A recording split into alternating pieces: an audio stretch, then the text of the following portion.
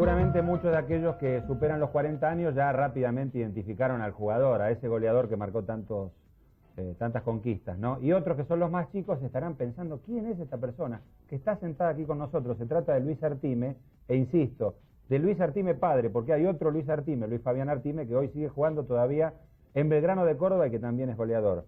Pero en este caso, el hijo no alcanzó al padre la cantidad de goles. Luis, ¿qué tal? ¿Qué tal, cómo le va? Gracias por venir. No, gracias a usted. Sabemos que no se lo ve seguido por los canales de televisión, más allá de que siempre haya determinada amnesia en los medios de comunicación o determinada falta de memoria con muchos jugadores que hicieron grande el fútbol argentino, ¿no? Sí, es una cosa que lógicamente ocurre. Uno siempre está en la actualidad y entonces eso quizás a lo mejor lleva a que no se lo recuerde tanto a los jugadores de antes. Ahora, recién veíamos, por ejemplo, los 3 goles que hizo en el Mundial de Inglaterra, los 2 goles a España y el gol a Suiza, el abrazo con Pipo Ferreiro, con Ratín, que tenía el número 10, Ferreiro tenía la 8, una cosa bastante curiosa. Y veíamos diferentes camisetas, diferentes tapas de revistas, con Atlanta primero, después con River, después con Independiente. ¿Usted se fue antes de tiempo del fútbol argentino a jugar a otro lado? Digamos, para aquel que no lo sabe, ¿por qué se fue tan...? ¿Cuántos años tenía cuando se fue a Brasil? No, yo lo que pasa es que había pasado, 4 temporadas. Comencé jugando en Atlanta, viniendo de Junín, vine a Buenos Aires. Comencé jugando en Atlanta, jugué 4 años, pasé a River, tenía la posibilidad de irme a Europa en esa época cuando fui a River y elegí, me habían ofertado de ir al Inter, había venido Eleño Herrera en aquel momento, y ir al Inter y elegí entre River y Boca, quedarme en el fútbol argentino. Después la puja eso de los pases y eso en aquella época, y se quedó River, que no estoy arrepentido, lógicamente, haber pasado por esa gran institución. Jugué 4 años ahí, después tuve una lesión bastante grave, bastante difícil, decía que no podía jugar más al fútbol por una operación. En Argentina no se había hecho nunca esa operación porque era una vaina de un tendón. Estuve casi 7 meses sin practicar fútbol, pero por suerte y gracias a una eminencia como era el doctor Cobalo, que me operó, me sacó al frente y todo. River en ese momento me vendió. Después, cuando las cosas siguieron saliendo bien en lo personal y en lo colectivo a mi persona, River decía que me había vendido porque había pasado un informe de que no podía jugar más al fútbol. Claro, usted fue Independiente. Fue todo mentira. Pasé Independiente, tuve la suerte de estar también en una gran institución, pasé en el 66 y hice las eliminatorias del Mundial de Argentina, que después tuve la suerte de ir al Mundial de Inglaterra del 66. Salí campeón con Independiente en el 67, jugué a mediados del 68 y después vino una oferta de Brasil, de Palmeiras. Al club le interesaba y a mí también me interesaba la posibilidad, aunque no me interesaba era Brasil, decir por la circunstancia de mi común. Familia. Claro. No era muy común ir a Brasil y aparte... En una época en que había grandes delanteros en Brasil. Sí, había grandes delanteros, yo tuve la suerte de jugar con Copeo, Cerviño, Tupalcinho, Ademir Raguía, Gerson... Claro. Tostado jugaba en esa época. En el 68 Palmeiras juega la final de la Copa Libertadores con Estudiantes, por ejemplo. Claro, y yo después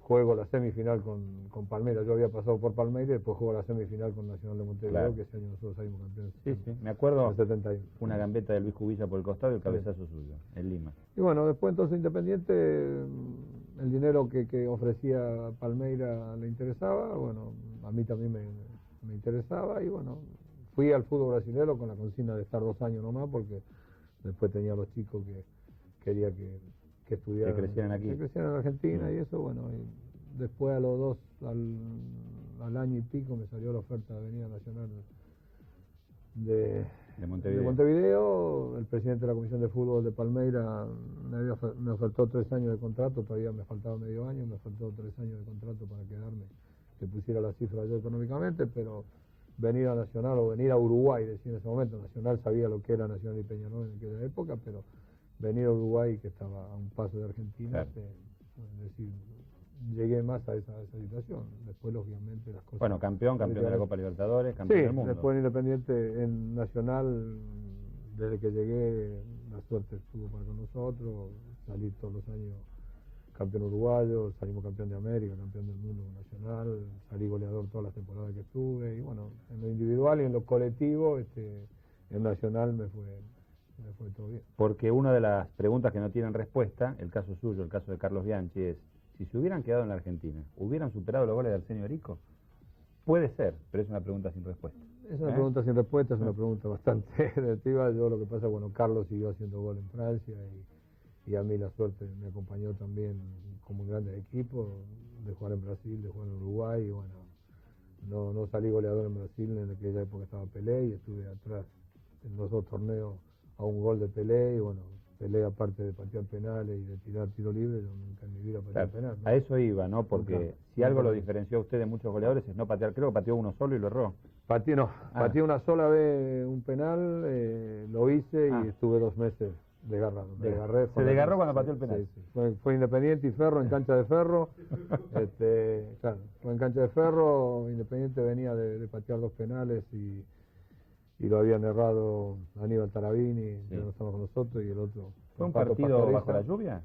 Fue un partido que había llovido, había bastante llovido y íbamos perdiendo con Ferro 2-0 en cancha de Ferro. Bueno, yo recuerdo un partido que el arquero de Ferro era Osvaldo Pérez y que puso una toalla abajo de los botines y que el árbitro le hizo sacar la toalla porque si no se hundía. Ese partido, bueno, íbamos perdiendo 2-0, hice el primer gol, nos pusimos 2-1 y cuando entramos en el segundo tiempo, penal para Independiente. Y la gente empezó a gritar, que lo pateaba yo nunca había pateado penal, nunca me había puesto ni en un entrenamiento, pateaba entre penal y nada, bueno.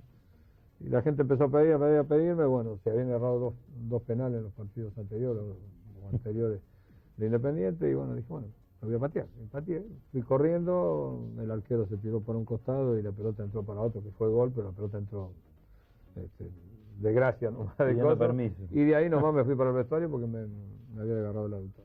Me había sentido un tirón en el aductor y estuve 2 meses parado. ¿Y gol de tiro libre nunca? No, nunca. Aparte no pateaba, no pateé nunca, ni pedí, nunca pateaba el tiro libre. Los que vieron jugar a Luis Artí me dicen, no, lo que pasa es que hacía goles de todas las maneras. O sea, ¿cuál era la característica del goleador que le hacía sacar ventaja sobre otros jugadores? ¿Esto de estar en el lugar justo en el momento indicado? ¿Es eso? Yo ser más frío para creo que siempre, yo muchas cosas decía la vivencia de la época de estudiante, que a mí el fútbol, lógicamente, de estudiante que practicaba no me gustaba, no estaba con ellos por las cosas que ocurrían, pero era un equipo que yo lo había tenido a Osvaldo Subeldía, había conocido, decía Bilardo, desde chico, porque casi vinimos al fútbol casi juntos. Él jugaba en San Lorenzo en las inferiores y yo jugaba en Atlanta, y bueno, teníamos un amigo en común con Carlos, y bueno, y veía a ellos que ellos estaban siempre pensando en el fútbol. Yo siempre digo, y digo una anécdota, y pasa ahora en la actualidad, uno va a la cancha de River, en la cancha de River hay 50.000 espectadores, están los 22 jugadores, los suplentes, línea, los árbitros, los que venden las bebidas y todo, están todos los cosas, y pasa un avión y todos miran para arriba. El 99,99 están mirando para arriba. Bueno, y Estudiantes tenía la cosa que no estaban pensando, la jugada iba adelante y estaba pensando los defensores si la pelota venía por izquierda o por derecha. Y bueno, quizás eso fue lo mío, de que yo pensé siempre que el partido comenzaba al segundo y terminaba a los 90 minutos. Y entonces estaba atento siempre a jugar. Muchos decían, ¿y cómo llegaste? ¿Cómo llegaste al segundo? Y a veces he hablado con defensores, caso con Roberto Perfumo, con Ramos Delgado, con Silvero y todo, que bueno, con Madero y eso. Y llegaba la pelota y estaban marcándome todo el partido, y bueno, llegaba ese segundo. ¿Se descuidaban un segundo? Sí. Yo no sé, yo creo que igual también el goleador, como un arquero, como decir, la mayoría de los puestos tiene algo ya de venir de cuna, ¿no? Después, claro. Por ahí algún jugador lo pueden hacer, decir, en algún puesto, un volante, un 8, hacerlo de 4 y esas cosas, mejorarlo y todo. Ahora, ¿es un mito eso de que se pegaba más en esa época? ¿Que los zagueros eran más duros con los centrodelanteros? No, digamos, ¿a usted le pegaron más en Atlanta que en River, por ejemplo, el hecho de tener otra camiseta? No, yo creo que en aquella época la situación era más leal.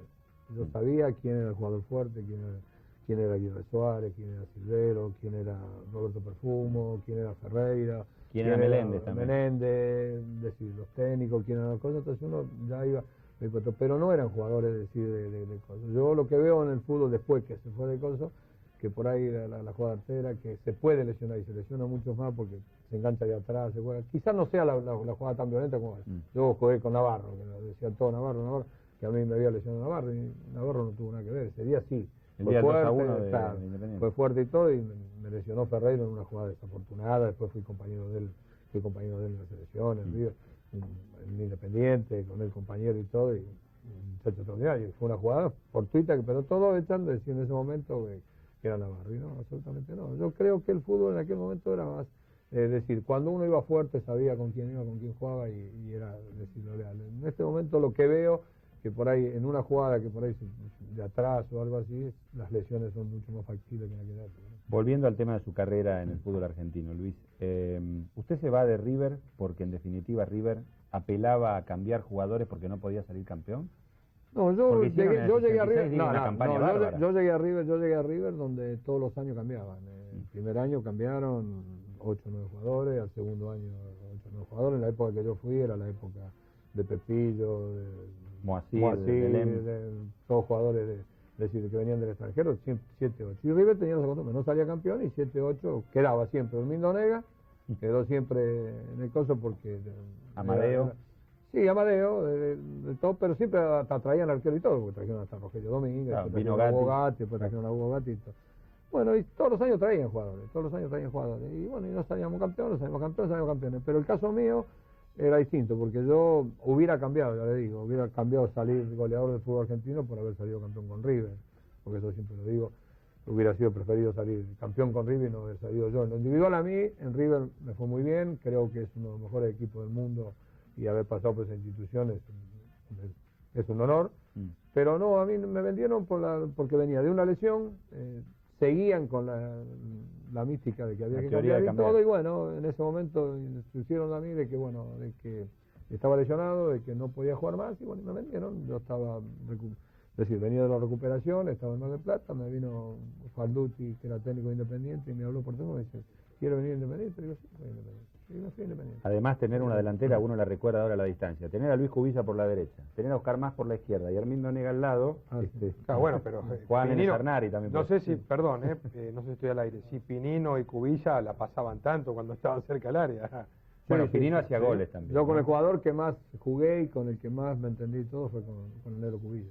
Yo jugué 9 temporadas. Yo jugué 4 en River y casi 5 temporadas en Nacional de Montevideo. Fue con el jugador que, bueno, el negro tiraba y tiraba los centros. No, el negro no era un jugador. Quizá Pinino era más. Era más para patear por ahí en alguna jugada que por ahí estaba la lógica. Era el caso mío también. Yo estaba dentro del área. Era muy difícil que yo pudiera, algún compañero mejor ubicado o algo, poder darla, porque decir uno se tenía fe y Pinino pasaba lo mismo. Se tenía fe dentro del área y trataba de definir uno que errara el gol, ¿no? Ahora vamos a ver algunos goles suyos, Luis, pero evidentemente no han quedado en el olvido. Acá nos pregunta Sique, del gol a Racing en el arco de la Centenario, si la tocó con la mano en el 63. Bueno, lo que pasa es que los goles con la mano no valen, pero le voy a contar una anécdota de eso. Porque tengo otro gol también, Sí. No, dos a Boca cuando fue Independiente. Tengo 2 goles con la mano, tengo 2 goles hechos con la mano. Una vuelta fue tapa de gráfico, los dos fueron tapa de gráfico, que no tampoco lo pudieron agarrar los periodistas. Pero hace 10 años, estaba en Cancha de Ñuble, estaba en Rosario y me invitaron a ver Ñuble y Boca. Y, bueno, fui a ver la cancha, me invitaron, fui a la platea, me senté. Y al lado mío había un señor que anotaba, veía que anotaba. No sé, por ahí digo, debe ser periodista, de Rosario o algo así. Terminó el primer tiempo y claro, el señor me miraba, el hombre me miraba y todo. Por ahí en un momento me dice, Luis, le voy a hacer una pregunta. Dice, ¿se acuerda el gol contra Racing? Así. Y le digo, sí. Y se fue con la mano. Y yo siempre le digo lo mismo con la mano los goles no valen. Y me dice, no, ¿sabe por qué? Dice, porque yo era línea en esa época de ese lugar, y disparé para la cancha. Él había sido en línea del partido ese, en este momento era veedor de la AFA, anotando las cosas. Entonces, él en ese partido fue referee de cosas y dice, yo no, realmente no, le digo no. Sinceramente le digo, a los años fue con la mano, porque fue una jugada muy rápida, una jugada que ven en el aire, la pelota, y lógicamente...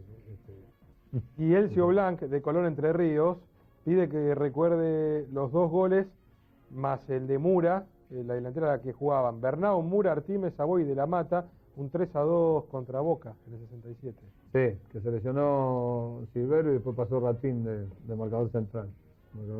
¿Cómo hace para acordarse todos los goles con la cantidad que hizo? No, es medio difícil, porque por ahí si me preguntan la cantidad que he hecho en mi vida, no sé. Yo recuerde, en el fútbol argentino en primera, sin copas ni nada, 165. Sí, lo que pasa es que nosotros, a mí me habían hecho decir... Uruguay hicieron una estadística con los goles amistosos. 1000. Claro, habían pasado. Había pasado Lo los que 1000. pasa que en aquella época no estaban los campeonatos nacionales. Yo alcancé a jugar el campeonato nacional, que fue en el 67, El salimos primero. campeón el primero. Pero en aquella época yo jugaba, me acuerdo que yo había hecho un contrato con Independiente el primer año que voy, un contrato con ellos de partido amistoso.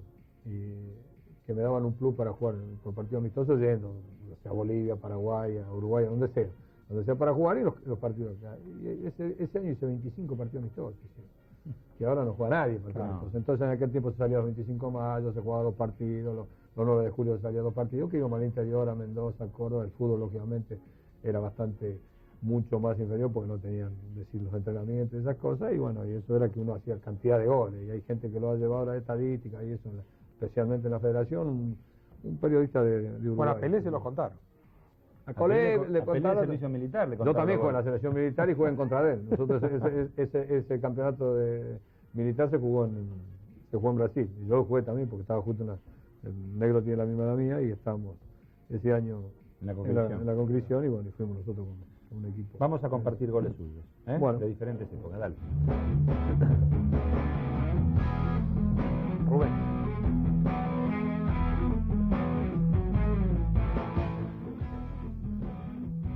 ¿Este es a quién?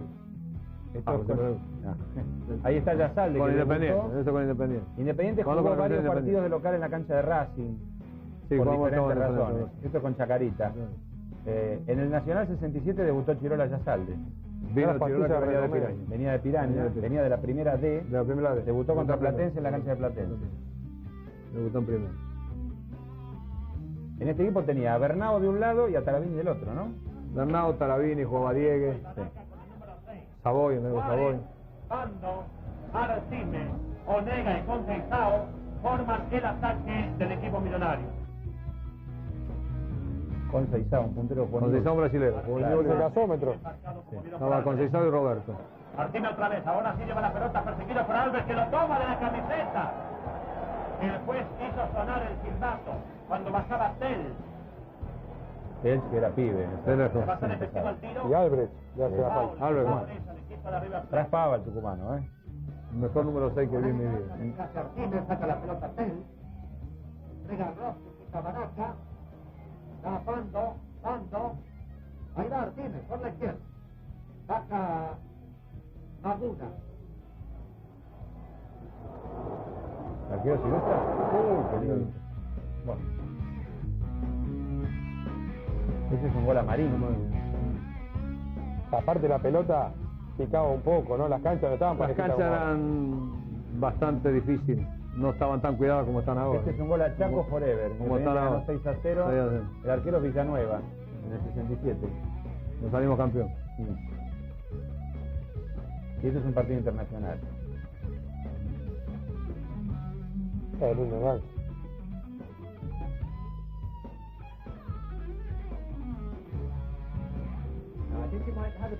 Ese es el mundial.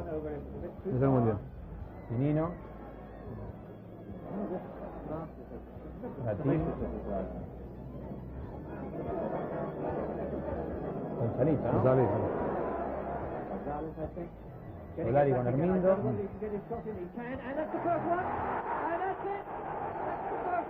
Tenían buen equipo ahí. Muy buen equipo. Muy buen equipo. Y en un nivel bastante de cada jugador individual, ¿no? Muy bueno. Lo escuchamos por radio porque no había transmisión No había vía transmisión. satélite. Llegó un par de días después el partido transmitido.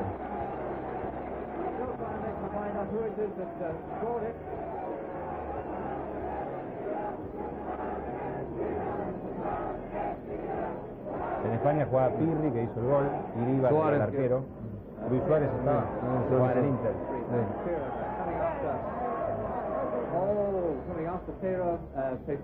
Ahí está Hermindo.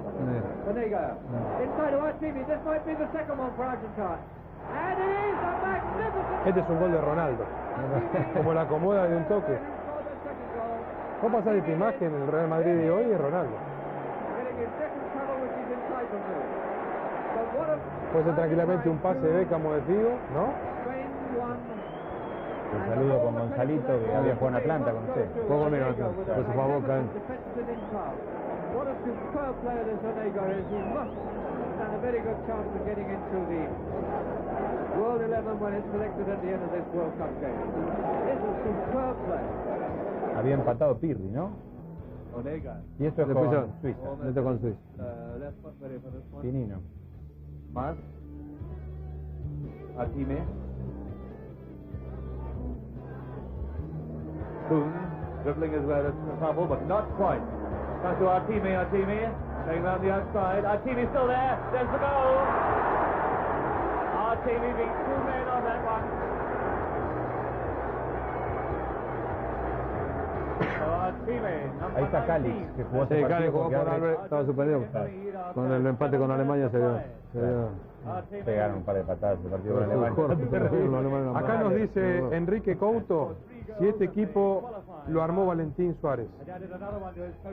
Sí, llegó, tuvimos la suerte de que era bastante complicado cuando fuimos la gira y la pregira que hicimos, tuvimos casi 40 y pico días, no teníamos los jugadores designados, no había el plantel que tenía que estar, ni el equipo, y bueno, cuando llegamos a Inglaterra, acá en aquella época, los días de aquella época, y se hablaban cosas impresionantes, nosotros nos llegábamos por la familia y eso, y bueno, y estábamos bastante preocupados. Si a nosotros nos hubieran dado el pasaje todo de vuelta cuando veníamos, aparte habíamos ido con un país que estaba en democracia, y cuando llegamos eran los militares, entonces, bueno, si nos daban el pasaje allá, creo que antes del Mundial no veníamos todos a Inglaterra, porque éramos todos esa. Y después, bueno, vino Valentín, el día que llegó, empezó a hablar con algunos, si no dejó los 4 jugadores afuera, que éramos 26, tenían que quedar 4 jugadores, decir, afuera del plantel, que ya estábamos en Inglaterra, íbamos de la lista, y bueno, y ese mismo día dijo, bueno, el partido contra España, el equipo son estos 11, si no hay ningún problema de lesiones o alguna cosa, o alguna enfermedad, este es el equipo que va a entrar contra España el primer partido, y bueno, estuvimos los 10, 12 días últimos practicando por lo menos el mismo equipo. Yo estuve 45 días por Europa jugando, y bueno, jugábamos yo de mediocampista, de win izquierdo, el Loco Gatti jugaba de 9, es decir, había sido bastante complicada la pregira de esa, ¿no? Bueno, jugaron un partido con Dinamarca, perdieron con Dinamarca, ¿no? Se armó mucho lío. Habíamos jugado con Dinamarca, después jugamos, fuimos a un partido, estuvimos en un pueblo, en Bra, un pueblo de Austria, haciendo que eran unos lugares espectaculares, y le hacían partido, un día le hicimos partido a la fábrica de Cinzano, y no sabíamos nada nosotros, tuvimos que jugar los periodistas, fue una gira bastante complicada. Otra época de la selección. Era otra época, porque yo digo de que la época después que agarró el Flaco Menotti para acá es otra cosa, Nosotros además, nos encontramos en 6. Además venía, digamos, la opinión pública en general, el periodismo y la gente, venía el fracaso de Suecia. En el 62 la Argentina no pasa la primera ronda. Estuvo el éxito, está bien, del torneo de la Copa de las Naciones en Brasil. La Copa de las Naciones, ahí sí. Pero la selección todavía no... No, nosotros nos citaban y nos conocíamos por N6, no hacíamos una práctica, no hacíamos absolutamente nada. Mismo en el 66 con la eliminatoria hicimos un trabajo que creo que ahí había comenzado un trabajo espectacular en el Colegio UAR, con concentraciones desde lunes hasta sábado. Estaban con Subeldí, Falduti, Cutrera, Daguerre y todo. Teníamos profesores de inglés para por lo menos para saber algunas palabras en inglés y todo, que estaba bien encaminado. Bueno, 15 días antes de salir de esa gira y todo, como pasaba actualmente en la selección, bueno, se peleaban por quién era técnico, si era Subeldía, si era Falduti, que esto, que el otro. Osvaldo decía que eran los dos técnicos y todo, uno quería que sea técnico y el otro ayudante de campo. Bueno, no quisieron hacer, renunciaron. Vinieron la otra parte técnica y todo, de los 30, 20 y pico, 30 que estábamos trabajando en el Colegio UAR, que éramos 7, 8 nomás, o 9 de esa selección, bueno, se armó otra y salimos a la pregira para Europa, ¿no? Y siempre queda también el interrogante, ¿no? Si Argentina no se hubiera cruzado con Inglaterra en ese momento, a lo mejor podía haber llegado más lejos. Pero nosotros queríamos cruzarnos, en ese momento queríamos cruzar, lo habíamos visto y eso, queríamos jugar. Si no, nos tocaba la otra zona Portugal, que Argentina siempre a Portugal le había ganado. Pero queríamos jugar contra Inglaterra porque antes de cruzarnos en las semifinales o algo, claro, por ahí nos convenía jugar. Daban el batacazo. Dábamos el batacazo antes. Y estuvieron cerca. ¿Tanto los que nos cercaron? Estuvimos cerca. Eso después se hizo una fábula, una leyenda, muy grande. Porque era cosa. Pero fue más parejo el partido de lo que uno cree que pudo haber Fue sido. parejo, el partido fue parejo. Como ganaron ellos, como no hicieron un gol que con la nuca, porque el jugador se dio vuelta y Altano se metió en un palo, pero una pelota cruzada que venía. Pini nomás pegó una pelota que tenía el costo, tuvimos 2 o 3, y ellos también tuvieron 2 o 3 oportunidades. El partido fue parejo, nosotros jugamos con 10, en Londres, en Wembley, con toda la gente en contra y todo, pero la situación es así. Después la expulsión del Ratín, bueno, fue la anécdota de Coso, porque decir podía haber echado a todo, porque nosotros ni entendíamos al referee que era alemán, ni él lo entendía a nosotros lo que le decíamos, ni nada. Lo que pasa, Luis, que se dio un hecho que no ocurrirá de nuevo. Dirige un árbitro alemán, Inglaterra-Argentina, y un Uruguay, árbitro inglés, Uruguay-Alemania. Bueno, ¿tenemos una nota? Hay una nota. Una charla suya con Julio Ricardo. Vamos a recordarla. Hace tiempo. Y Luis Artime, que el domingo pasado realizara esos 2 goles que ustedes inclusive vieron. Artime vuelve a jugar contra River Plate. ¿Cuántas veces son desde que se fue a River que juega contra el equipo millonario? Bueno, creo que con la de esta noche va a ser en 4 oportunidades. ¿Cómo le fue en el balance general jugando por Independiente contra River Plate? Bueno, más o menos parejo, ya que los partidos, en el último partido tuvimos la suerte de ganar 1-0. Ahora luego jugué la final de la Copa en la cancha de San Lorenzo, donde perdimos 2-1. Y en cancha de ellos habíamos perdido 2-1 también en el campeonato anterior. ¿Cómo lo ve Independiente, de acuerdo a la última producción del último domingo, frente a River, de acuerdo a los datos que se tenga de River? Bueno, mira, la actuación Independiente no veníamos actuando muy bien. Ahora, frente a Boca, creo que las cosas salieron un poco mejor de los partidos anteriores. Hay un gran plantel, hay gente individual que en cualquier momento puede dar un buen espectáculo. Yo creo que el partido de esta noche es difícil, ya que River se juega toda la chance para clasificarse, ya sea primero o segundo en este campeonato, para tener ventaja de entrar en la Copa de Campeones. Gracias, Artime, suerte. Bueno, gracias a ustedes y a los televidentes, tengan muchos buenos días.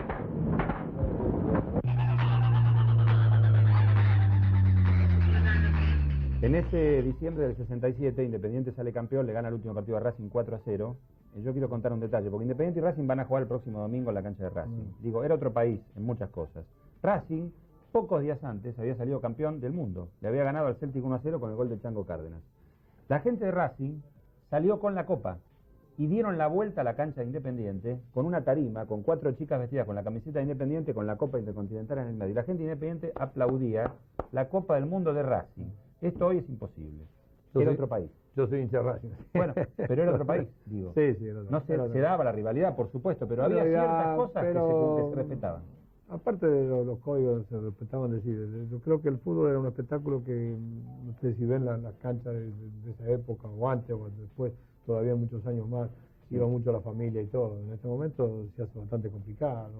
Hay gente que no es de fútbol, entonces complica todo, hay problemas todos los días, no se puede ir por ahí con una familia, no se puede ir con un auto, hay que dejarlo lejos, entonces, otra cosa. Pero es la situación del país, es decir, la situación no de nuestro país, creo que del mundo entero también, porque hay problemas en todos lados. Pero nosotros la violencia se han entrado, y entonces en los estadios y eso que tendría que ser fácil de decir. Y si uno se pone en la estadía, creo que se podía combatir esas cosas bien y ser un espectáculo que verdaderamente puede ir a la familia. Usted quiso combatir determinadas cosas desde adentro del fútbol como entrenador y el portero. Bastante complicado. Para mí me complicó bastante. Las cosas del fútbol me complicó bastante. Sí. Bueno, pero el hecho de que no dirija Luis no significa que tengamos que esperar 15 años para hacer una nota o para verlo en algún medio. Porque el otro día lo hablábamos con Rojitas. Hay exjugadores que no resisten haber dejado el fútbol y que, aunque sean los medios, les gusta permanecer. Y están los Artime, los Rojitas que prefieren estar al margen. Decir, dejar el fútbol para mí no fue drama. Yo sabía, desde que comencé a jugar profesionalmente al fútbol, sabía que en algún momento tenía que dejarlo y bueno, siempre me puse en la cabeza que el día que yo me costara entrenar, no iba a jugar más al fútbol. Llegó ese momento, tenía todavía 2 años más de contrato en Uruguay, tenía con Nacional de Montevideo en el 74, tenía hasta el 76 contrato, pero estábamos jugando la Copa Libertadores. Llegó una mañana, un viernes, que nos teníamos concentrados después de la noche, pero tenía que ir el viernes a entrenar. Me costó levantarme. Cuando me fui a levantar de la cama, dudé, me quise quedar un rato más y le dije a mi señora, el domingo es el último partido, no juego más. Llegué al club, estaba Echemendi, el Pulpa Echemendi que era el técnico, le digo, Pulpa, el domingo, el último partido no juego más. No, ¿qué te pasa? ¿Qué te extrañas? ¿Qué todo? No, extrañar no absolutamente nada. Si tengo que quedarme acá hasta fin de año porque mis chicos están en el colegio y todo, aparte yo en Uruguay podía seguir viviendo porque es un país espectacular. No. Bueno, me fui del entrenamiento, llegó el presidente a la noche, fui a la concentración, le dije a Restucia, digo, Miguel, el domingo no juego más. No, pero ¿qué pasa? ¿Qué esto? Andate a Buenos Aires. No, tengo que ir a Buenos Aires. Si yo no me voy, no dejo el fútbol porque no quiero vivir en Uruguay, simplemente porque no te... No lo creían. No, que todo, deja pensar. No, ya está decidido. Me costó esta mañana. No, bueno, jugué ese día con Olimpo de Paraguay por la Copa Libertadores. Ganamos 1-0, hice el gol, agarré la camiseta y la tiré a la tribuna. Y profesionalmente cumplí 4 o 5 partidos que tenían ellos firmados con mi presencia internacional, que fuimos a Brasil, vinimos acá a Argentina a jugar partidos que ya tenían los contratos firmados y me pidieron partidos jugar y nada más. Bueno, jugué esos 4 o 5 partidos. Y hasta ahí llegó. Profesionalmente no jugué. Después tuve la oportunidad de seguir cuando dejé, porque uno por ahí le picaba el bichito y todo, y dije, no juego más. Profesionalmente nunca más. Belleville es la capital mundial de la pelota de fútbol. Así está la gente de Dale Más, que se ha sumado a esta idea de entregarle una pelota de tiento que tiene mucho que ver con la historia de la pelota de fútbol y sobre todo con el fútbol argentino. Y en este caso lleva impreso su apellido, Luis, porque como dijimos de este año con Alejandro y con la gente de la producción, es hora que empecemos a reconocer un poco a los que nos hicieron querer este deporte, que no es casualidad que sea tan popular. Evidentemente tiene que ver con los Artime, con los Filiol, con los Houseman, con los Di Meola, con los Rojas, Marzolini, todos los que fuimos reconociendo hasta aquí, con los gallegos también. Así que bueno, yo le agradezco y aparte yo he jugado con la pelota de tiento cuando era chico, así que... Por fin uno que lo dice. Uno que asume haber jugado. Jugábamos cuando era chico la pelota de tiento y la cosíamos nosotros y cambiábamos los gajos y todo porque no había por ahí algún dinero para poder comprar una pelota mejor. Y he jugado con pelota de vejiga, así que eso no bueno, así ya, que está bien. con la pelota porque jugábamos a la noche, abajo el farolito, siempre el fútbol. Así que bueno, hay mucho hincha de Belgrano que agradece que haya nacido Luis Fabián algún día. Que ahí lo superó el Luis en el tiempo que para retirarse, ¿no? Que sigue jugando. Sí, debe querer entrar en el libro de los Guinness, no creo que ya sola está. No, él lógicamente lo que uno puede estar orgulloso de tener los hijos, tanto él como Javier, que es preparador físico y ha trabajado con Eduardo Solari mucho tiempo y estuvo en el Mundial de Estados Unidos dirigiendo a Arabia Saudita. Bueno, creo que uno le ha inculcado, es decir, en el fútbol las cosas pueden llegar o no pueden llegar. Creo que Luis Fabián se abrió camino futbolísticamente, en Córdoba tiene un nombre, acá quizás era el hijo de Luis Artime, allá él tiene la identidad y bueno, y cosas así. Bueno, los 3 chicos que tengo, la hija también, bueno, la hija es uruguaya, nació en Uruguay, así que uno puede estar orgulloso de los hijos que tiene. Bueno. Muchas gracias, Luis. Gracias a ustedes y bueno, por haberme invitado y bueno, por pasar por este momento tan amable. Gracias, Luis. Le agradezco a ustedes. Bueno, hacemos la pausa, ya venimos.